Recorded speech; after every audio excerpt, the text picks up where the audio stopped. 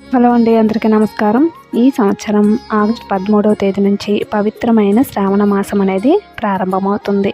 హిందూ సంప్రదాయ ప్రకారం ఈ మాసంలో చేసే పూజలు, వ్రతాలు, దాన ధర్మాలు మరియు పరిహారాలకు విశేషమైన పుణ్యఫలం లభిస్తుందని శాస్త్రాలు చెబుతున్నాయి. అందుకే శ్రావణ మాసంలో పాటించాల్సిన ముఖ్యమైన నియమాలు, పూజా విధానాలు మరియు చేయాల్సిన పరిహారాల గురించి ఇప్పుడు తెలుసుకుందాం.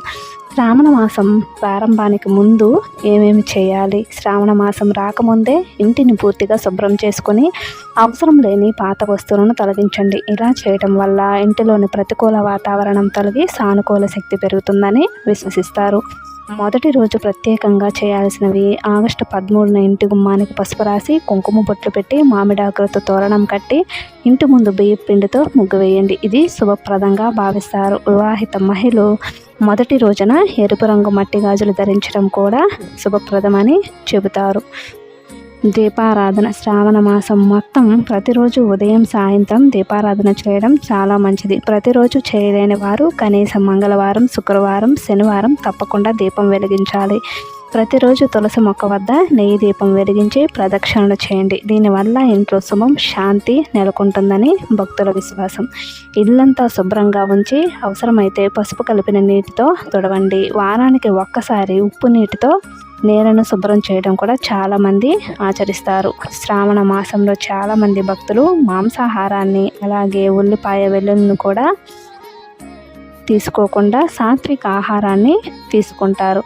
ప్రతి శ్రావణ శుక్రవారం మహాలక్ష్మీదేవిని భక్తి శ్రద్ధలతో పూజించండి. ఎరుపు, గులాబీలు లేదా ఎర్ర తామర పూలతో అర్చన చేయడం శుభప్రదంగా భావిస్తారు.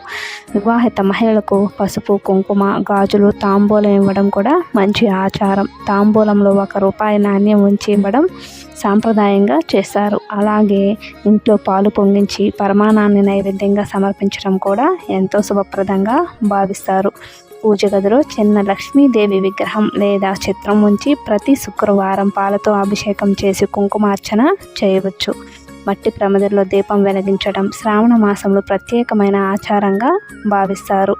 ఈ శ్రావణ మాస శుక్రవారాల్లో కామాక్షి దీపం వెలిగించడం, ఐశ్వర్య దీపం వెలిగించడం, లక్ష్మీదేవికి యాలకల మాలను సమర్పించడం, పూజా గదిలో నీటితో నింపిన రాగి కలశాన్ని ఉంచడం, వీటిని చాలామంది సంప్రదాయంగా పాటిస్తారు. ఇకపోతే ఈ శ్రావణ మాసంలో శివారాధనకి ప్రత్యేకమైనటువంటి విశేషం ఉంది. ప్రతి సోమవారం శివాలయానికి వెళ్ళి శివునికి అభిషేకం చేయడం శ్రావణ మాసంలో విశేష ఫలితాన్ని ఇస్తుందని భక్తులు విశ్వసిస్తారు. అలాగే ప్రతి శనివారం వెంకటేశ్వర స్వామిని దర్శించి నువ్వుల నూనెతో దీపం వెలిగించడం కూడా శుభప్రదంగా భావిస్తారు. ఇకపోతే ఈ శ్రావణ మాసంలో అత్యంత పుణ్యప్రదమైన కార్యాలలో గోపూజ మరియు దాన ధర్మాలు కూడా విశేషమైనటువంటి ఫలితం ఉంటుంది. శ్రావణ మాసంలో గోశాలకు వెళ్ళి గోవుకి ఆహారం పెట్టడం, అన్నదానం చేయటం, అవసరమైన వారికి దానం చేయటం వంటి సేవలు అత్యంత పుణ్యప్రదమైనవిగా చెప్పబడతాయి. ఇకపోతే సమీపంలోని అమ్మవారి ఆలయానికి వెళ్ళి పసుపు, కుంకుమ, ఎర్రని వస్త్రం, తాంబూలం సమర్పించడం ద్వారా అమ్మవారి అనుగ్రహం లభిస్తుందని భక్తుల విశ్వాసం.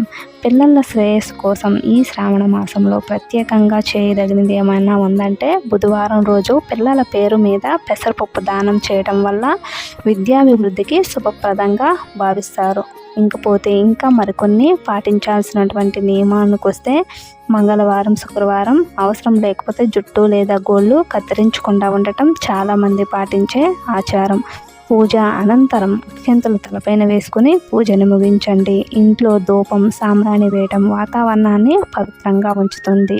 ఎండిన వేపాకులు కలిపి ధూపం వేస్తే మరింత శుభప్రదమని చెబుతారు. ఈ శ్రావణ మాసంలో భక్తి శ్రద్ధలతో పూజలు చేసి దాన ధర్మాలు ఆచరిస్తే మనసుకు ప్రశాంతత, కుటుంబానికి శుభం కలుగుతాయని విశ్వసిస్తారు. ఈ సమాచారం మీకు గాను ఉపయోగపడితే వీడియోకు తప్పకుండా లైక్ చేయండి. మన ఛానల్ను సబ్స్క్రైబ్ చేసుకోండి. అందరికీ శుభ ఆశీస్సులు, శుభ మంగళాలు కలగాలని కోరుకుంటూ ధన్యవాదములు.